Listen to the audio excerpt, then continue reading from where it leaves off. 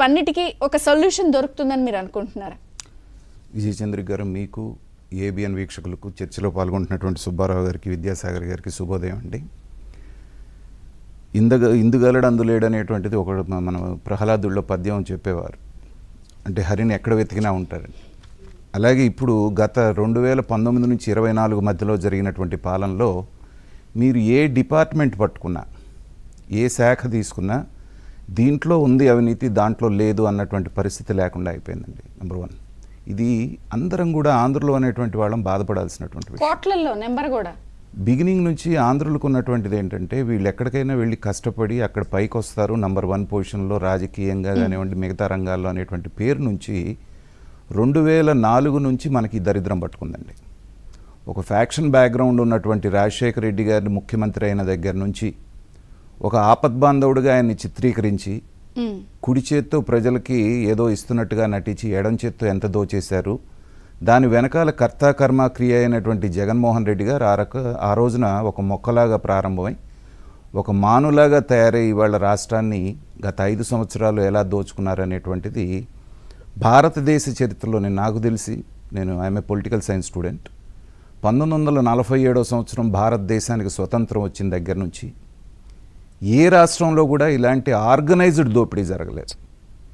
ఇప్పుడు అన్ని సంవత్సరాల దశాబ్దాల రాజకీయ చరిత్ర కలిగినటువంటి లల్లు ప్రసాద్ యాదవ్ ఏదో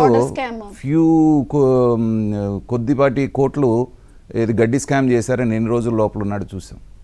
కానీ వేల కోట్ల రూపాయలు ఇదై ఛార్జ్ షీట్లు వేసినటువంటి దాంట్లో దశాబ్దం పైగా ఇవాళ బయట ఉన్నటువంటి జగన్మోహన్ రెడ్డి గారిని ఆయన అపరమేధావితనాన్ని మెచ్చుకోకుండా ఉండలేం. తర్వాత ఖచ్చితంగా మెచ్చుకోవాలండి. It's a creation, he is a creator.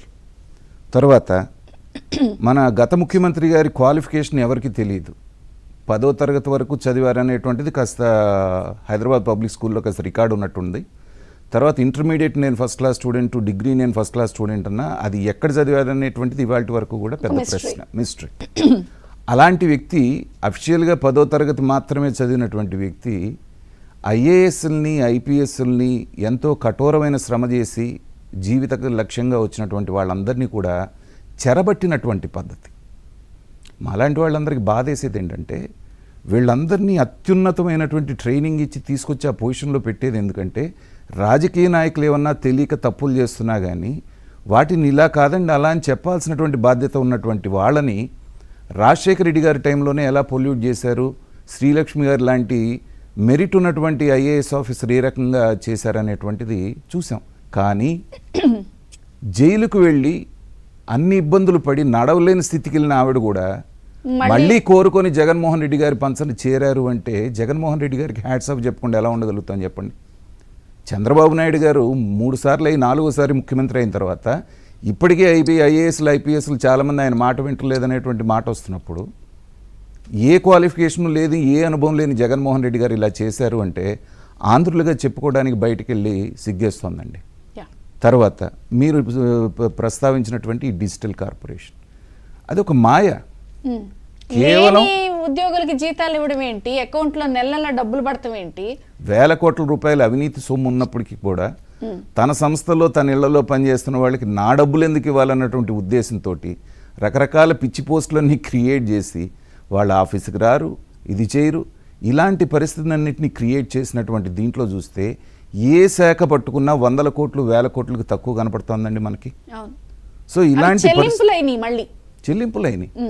Ram Gopal వర్మని తీసుకొస్తారు, ఆయనకి ఫైనాన్స్ చేస్తారు, వచ్చిన వాళ్ళందరికీ ఆయనకు ఒక 50 లక్షలు ఇస్తారు, కంటెంట్ రైటర్లు అంటారు. ఆ పేర్లు ఏంటో వాళ్ళు ఏం చేస్తారో దాన్ని ఏమాత్రం అభివృద్ధి చేశారంటే గుండు సున్నా. ఇలాగా 5 సంవత్సరాల్లో జరిగినటువంటి దారుణాలన్నీ గనక చేసుకుంటూ పోతే చంద్రబాబు నాయుడు గారు వాళ్ళ ప్రభుత్వం సామర్థ్యం సరిపోదు.